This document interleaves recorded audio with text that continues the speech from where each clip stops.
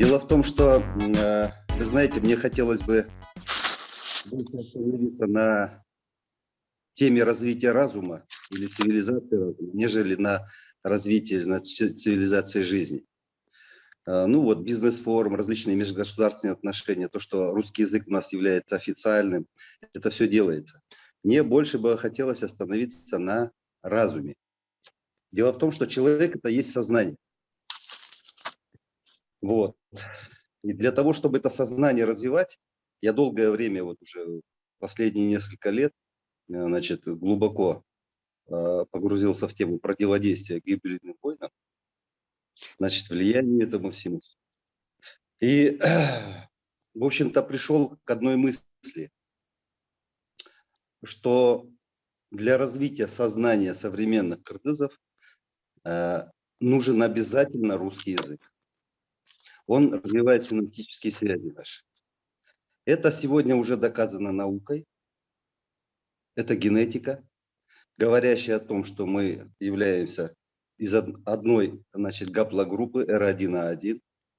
Значит, мы генетически связаны, несмотря на то, что у нас разрез глаз, значит, и цвет кожи разный, но фактически мы составляем одну гаплогруппу. И в этой связи кыргызы, значит, исходя из этой генетической принадлежности, кыргызы интуитивно всегда тянутся к России. И эта история показывает.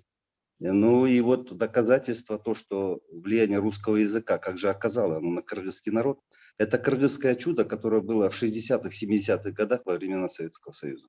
Когда расцвет у нас был, значит, практически везде, и в поэзии, и в культуре, и в музыке, и в кино, и в медицине, и вот Айтматова сегодня вот с посольства говорили и так далее. То есть у нас везде был расцвет.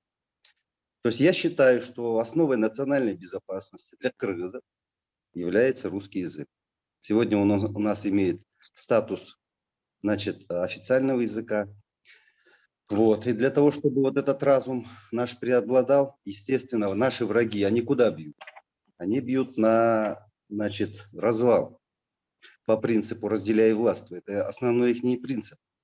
И вот эти вот обстоятельства, которые были порождены, как раз вот дали нам вот такие возможности, площадки, чтобы, ну, как бы обстоятельства нас собрали в кучу, чтобы нам, что же нам делать? Значит, как выйти из этого? Ну, вы знаете, что агрессия – это вообще гнев – это смертный грех. Понимаете, и он почему смертный? Потому что он ведет к смерти не только вот одного человека, но и всех ведет к смерти. И если мы будем агрессивно реагировать на эти вещи, то, естественно, мы никуда не зайдем. Нам нужно найти, значит, противодействие этой агрессии, этому гневу, который идет в средствах массовой информации, разжигает, значит, вот этот вандализм, национальную нетерпимость друг к другу. То есть нам для того, чтобы снять это напряжение, нам в этом направлении работать должны и СМИ, конечно.